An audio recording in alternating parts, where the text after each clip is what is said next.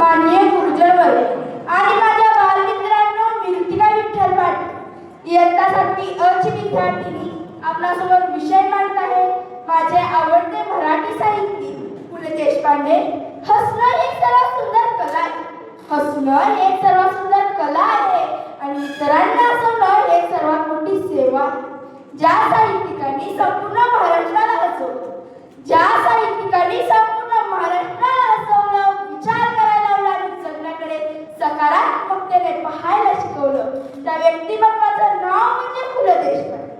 जगण्यात दुःख असतं, जगण्यात ताण असतो, जगण्यात संघर्ष असतो, पण त्या सगळ्यांवरचं औषध म्हणजे एकच, ते म्हणजे हास्य.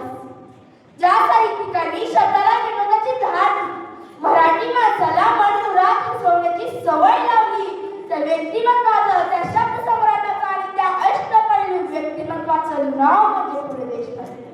अशा शब्द सम्राटाचं नाव आपल्या तोंडात येतात, आपोआपच ओठांवर हसू म्हणते, ते म्हणजे पु ल देशपांडे. त्यांनी आपल्याला फक्त हसवलं नाही, तर त्यांनी आपल्याला जगण्याकडे सकारात्मकतेने पाहायला शिकवलं. मराठीचे आनंदाचे साथ चढवणारे, विनोदाचे साथ चढवणारे आणि मराठी माणसाच्या आयुष्याला शब्दरूप देणारे व्यक्तिमत्व म्हणजे पु ल देशपांडे. त्यांचे नाव आपल्या ओठात येतात, ओठांवर आपोआप हसू उमलते आणि मनात आपुलकीची भावना निर्माण होते. ते केवळ साहित्यिका नव्हते, तर ते एक उत्तम अभिनेता, उत्तम दिग्दर्शक, एक उत्तम वक्ता, एक उत्तम कथाकथक देखील होते.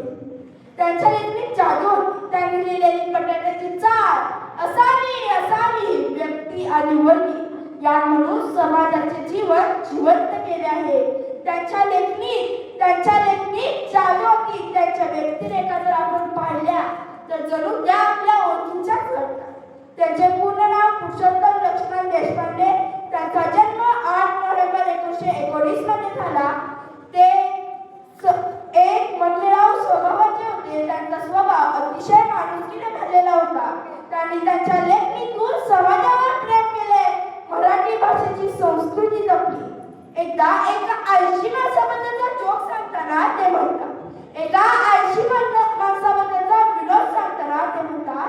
आमच्या ओळखीचा एक गृहस्थ इतका आळशी होता की त्याने संकल्प केला, उद्यापासून राहील असा त्याने संकल्प केला, परंतु अजूनही तो चालूच आहे.